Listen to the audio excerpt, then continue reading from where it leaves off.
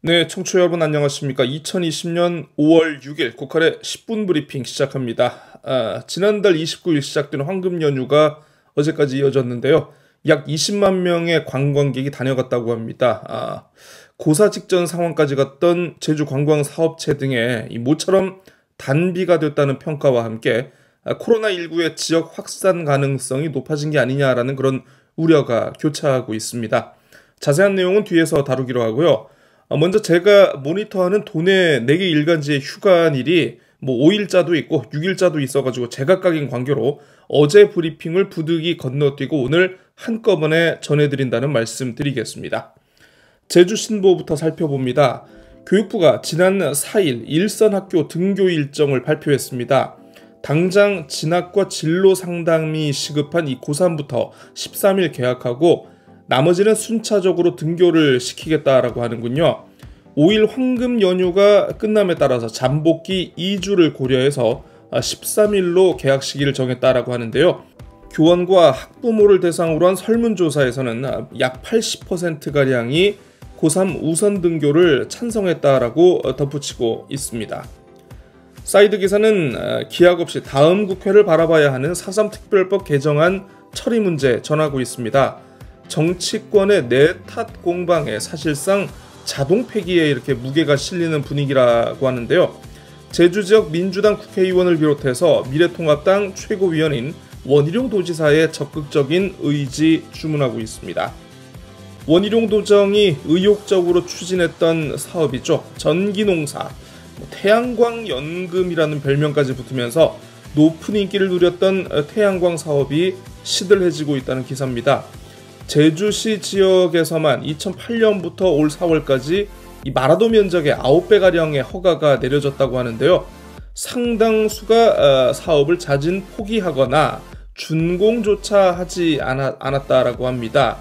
가장 큰 이유, 바로 너도 나도 사업에 뛰어들면서 전력 공급 가격이 떨어졌기 때문이고 이 때문에 수익성이 나지 않기 때문이라고 하는데요. 앞으로 농지 전용비 감면 등 이 각종 혜택 등도 없앨 예정이라서 더더욱 전망이 어두워질 것이다라고 기사는 내다보고 있습니다. 제주도가 인구 정책을 대폭 수정했습니다. 조례를 고쳐서 두자녀 가구도 다자녀 가정으로 인정해서 각종 혜택을 지원하고 있는데요. 그럼에도 제주도 교육청 등 유관기관의 다자녀 기준이 여전히 3명으로 이 엇박자라는 지적하고 있습니다. 교육청이 한때 다자녀 기준을 완화하는 방안을 검토했다라고 하지만 예산이 3배가량 추가 소요되는 문제로 결국 포기했다라고 전하고 있습니다. 기관 간에 쓸데없는 줄다리기 하지 마시고요. 제주도가 추가 예산을 더 넘겨준다든지 아니면 교육청이 추경을 통해서 새로운 예산을 반영한다든지 어쨌든 지혜를 좀 모아야 할 것 같습니다.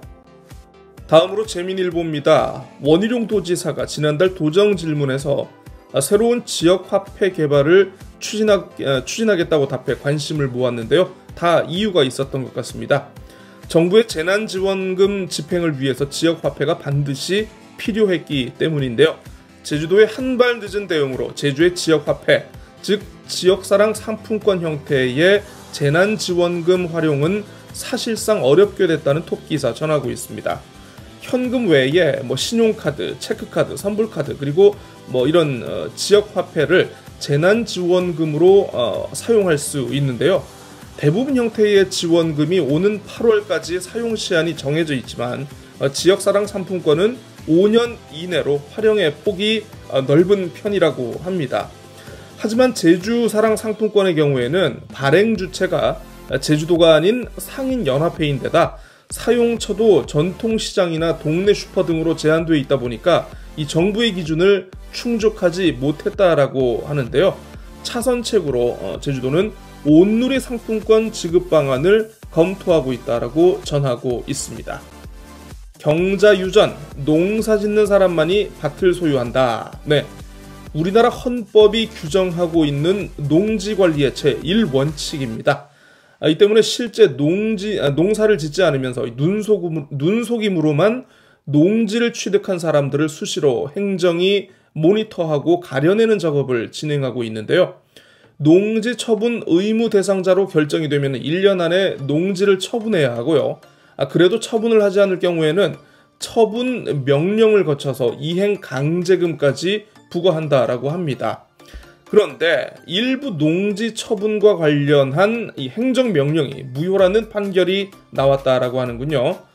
처분 명령 고지서가 반송이 되어 돌아오자 인터넷으로 공고를 해서 이제 효력을 발생했다라고 하는데, 반드시 문서로 작성해서 본인에게 전달해야 효력이 발생하는 것이다라고 법원이 해석했다라고 합니다. 예비군 훈련 통지서처럼 말이죠.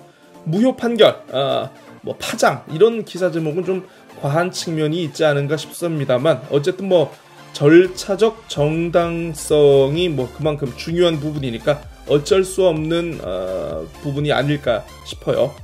그나저나 우리 재민일보 양치석 사장님, 과거 도청 국장으로 계실 적에 이제 의욕적으로 추진했던 사업이 바로 이 농지기능 관리 강화 사업이었는데, 아마 이 기사가 나오면 좀 감회가 새로우시지 않을까 싶습니다. 계속해서 제주일보 살펴보겠습니다. 톱기사로 코로나19 사태 100일을 맞아 달라진 일상의 풍경 전하고 있습니다. 마스크와 소독제는 생활 필수품이 됐고요. 교육과 경제 현장에서의 변화하는 모습 이제는 익숙합니다. 그러면서 느슨해지고 있는 개인 방역에 대해서는 경계해야 한다라는 경고의 목소리 잊지 않고 함께 전하고 있습니다. 제주도와 4.3 평화재단이 4.3 관련 기록물을 유네스코 세계 기록 유산에 등재하기 위한 사전 작업을 진행하고 있습니다. 코로나19 여파로 프랑스 파리에 있는 유네스코 사무국의 정상적인 업무 처리가 힘든 상황이라고 하는데요. 촌각을 다투는 일도 아니니까 좀 보다 내실 있는 자료 확보와 검토로 이어지는 계기로 삼으면 좋지 않을까 싶습니다. 마지막으로 한라일보입니다. 어제 끝난 황금 연휴 이후에 이 제주 경제가 다시 냉기류에 휩싸이는 것 아니냐라는 우려의 목소리 톱기사로 전하고 있습니다. 당초 예상했던 18만 명보다 많은 19만 3천여 명이 연휴 기간 제주를 찾았다고 하는데요. 이 기간 동안 항공편 예매율이 90%를 넘었고, 렌터카 그리고 숙박시설의 예약률 역시 70-80%대를 회복했다라고 합니다. 하지만 연휴가 끝나고 예약률이 다시 떨어지고 있다라고 하는데요. 일각에서는 당장 예전만큼은 못하겠지만 서서히 국내 관광을 중심으로 회복세가 이어지지 않겠느냐는 전망도 함께 나오고 있다고 소개하고 있습니다. 정부가 오늘부터 사회적 거리 두기를 완화하기로 했지만 20만 명의 관광객이 다녀간 제주는 앞으로 2주 동안 추가로 지켜봐야 할 것 같습니다. 19일 이후에 생활방역을 논의해도 늦지 않을 것이다 라고 원희룡 도지사가 말했네요. 어린이날인 어제 새벽 제주도 서귀포시에서 안타까운 일이 발생했습니다. 30대 부부와 3살과 4살, 2딸 등 4식구가 살고 있는 빌라에 불이 나서 4식구가 모두 병원으로 옮겨졌지만 끝내 숨졌다라고 하는데요. 주방에서 불이 시작된 것으로 보인다는 그런 보도도 있었습니다만, 어쨌든 정확한 화재 그리고 사망 원인에 대한 조사가 뒤따라야 하지 않을까 싶습니다. 이 밖에도 양돈장에서도 불이 나서 돼지 2,300여 마리가 폐사를 했다 하고요. 곽지 해수욕장 해변에서는 30대 남성이 숨진 채 발견되는 등 황금 연휴 기간을 씁쓸하게 하는 사건 사고가 이어졌다라고 합니다. 네. 자, 10분 브리핑 오늘 순서는 여기까지 하겠습니다. 저는 내일 다시 이 시간 찾아뵙겠습니다. 안녕히 계십시오.